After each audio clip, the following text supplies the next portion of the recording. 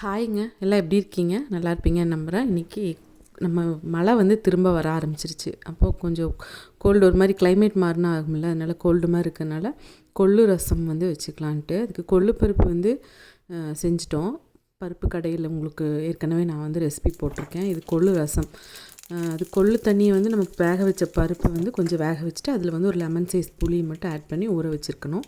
ஒரு 10 நிமிஷத்தில் அந்த சூடாக கொள்ளு தண்ணியில் ஊறிடும். அதுக்கப்புறமா நசிச்சு வச்ச பூண்டு அது மட்டும் கொஞ்சம் போகும். ஒரு கருவேப்பிலை ஒரு காஞ்ச மிளகாய், ஒரு 5-6 காஞ்ச மிளகாய், காரத்துக்கு இது மட்டும்தான். நான் வந்து ஈயப்பாத்திரம் வச்சுருக்கேன். அம்மா வந்து மேக்ஸிமம் வந்து ரசமெல்லாம் வைக்கிறாங்கன்னா இந்த ஈயப்பாத்திரத்தில் தான் செய்வாங்க. உங்களுக்கு தெரியும், கிராமத்து சைடு எல்லாமே இந்த வந்து ஈயப்பாத்திரத்தில், பழைய ஆளுகள் எல்லாமே ஈயத்தில். ஏன்னா ரசம் மட்டும் அது ஏன்னு காரணம் இப்போ வரைக்கும் தெரியல, ஆனால் அது டேஸ்ட் அவ்வளோ நல்லாயிருக்கும், அதனால் செய்வாங்க. நீங்கள் வந்து அதுக்கு உங்களுக்கு நான் எனக்கு தெரிஞ்சதை சொல்கிறேன். அதனால தான் ஈயப்பாத்திரம் யூஸ் பண்ணியிருக்கேன். அதில் வந்து தேங்காய் எண்ணெய் விட்டுட்டு கடுகு சீரகம் பொரிஞ்சதையும் கொஞ்சமாக பெருங்காயத்தூள் போட்டுட்டு அதுக்கப்புறமா நம்ம நசிச்சு வச்சுருக்கிற பூண்டு போட்டு நல்லா பச்சை வாசம் போக வதக்கினதுக்கப்புறம் கருவேப்பிலையும் காஞ்ச மிளகாயும் போட்டுக்கலாம். போட்டுட்டு நம்ம வந்து புளியோடு சேர்த்து நல்லா கரைச்சிட்டு அந்த மண்டி அடி இதெல்லாம் புளியோட தோலெல்லாம் எடுத்துட்டு அந்த தண்ணியோட கொள்ளுப்பருப்பு தண்ணியோடு ஊற்றலாம். இந்த கலரில் தான் கொள்ளு ரசம் கண்டிப்பாக இருக்குங்க. இதுக்கு வந்து நம்ம இப்போ நிறைய தக்காளி போடுறது அது இதுன்னு நிறைய பண்ணுறாங்க.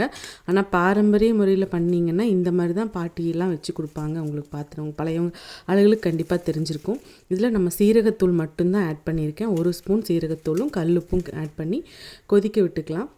நல்லா கொதித்து வரும்போது ஒரு 1/2 டம்ளர் தண்ணி ஊற்றிட்டு மறுபடியும் உங்களுக்கு உப்பு டேஸ்ட்டு பார்த்துட்டு அதுக்கு தகுந்த மாதிரி உப்பு போட்டுட்டு மல்லித்தலை தூவிட்டு இறக்குறது தான். இவ்வளோ தான் சிம்பிளாக. ஆனால் இந்த கொள்ளு நம்ம சொல்கிறவங்களே பருப்புலேயே வந்து கொள்ளு பருப்புக்கு அவ்வளோ பெனிஃபிட்ஸ் இருக்குது.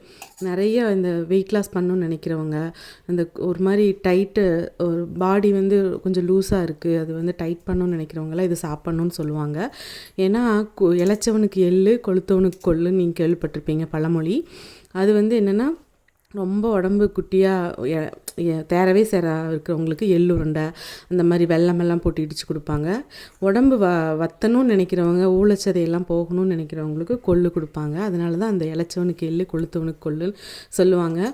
நிறைய ஹெல்த் பெனிஃபிட்ஸ் இருக்குது. ஆனால் என்னென்னா அந்த லேடிஸ் மட்டும் அந்த கொஞ்சம் ஹீட்டு டைமில் வந்து எடுத்துக்காமல் இருந்துக்கிறது நல்லது. மற்றபடி இது எல்லாருமே சாப்பிட்லாம், ரொம்ப நல்லாயிருக்கும். கடைசியாக நான் மிளகுத்தூள் கொஞ்சமாக 1 டீஸ்பூனுக்கு மிளகுத்தூளை நுணுக்கி போட்டிருக்கேன், அவ்வளோதான். இதில் வந்து போடுறது இந்த சீரகத்தூளும் குருமிளகுத்தூளும் மட்டும்தான். பூண்டு இடித்து போடுவோம்.